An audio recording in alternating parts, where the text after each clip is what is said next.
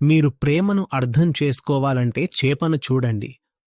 అది సముద్రాన్ని ఎంతగా ప్రేమిస్తుందంటే పూర్తిగా సముద్రంతో తనను తాను చుట్టుముట్టుకుంటుంది. కుడి ఎడమ లోపల బయట కిందపైన చేపకు సముద్రమే అంతా. ఆ ప్రేమ ఎంత లోతైందంటే సముద్రాన్ని వదిలేయాల్సి వచ్చిన క్షణమే అది జీవితాన్ని వదిలేయాలని నిర్ణయించుకుంటుంది.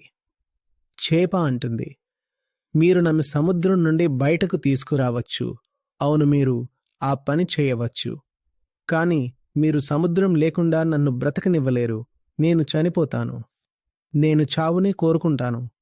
చేప సముద్రం కోసం చేసినట్లుగా మీరు దేనికోసం చనిపోగలరు? మీరు ఇంకా ఆ స్థితికి రాలేదంటే మీరు ఇంకా ప్రేమను చేరుకోలేదు. మీ ప్రేమ ఇంకా చాలా షరతులతో కూడినది.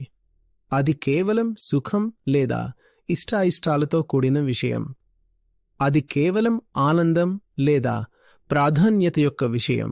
అది ప్రేమ కాదు. ప్రేమ అంటే మిమ్మల్ని మీరు ఒక అత్యున్నతమైన దానితో అనుబంధించుకోవడం మరియు దానికి లోబడి ఉండడం.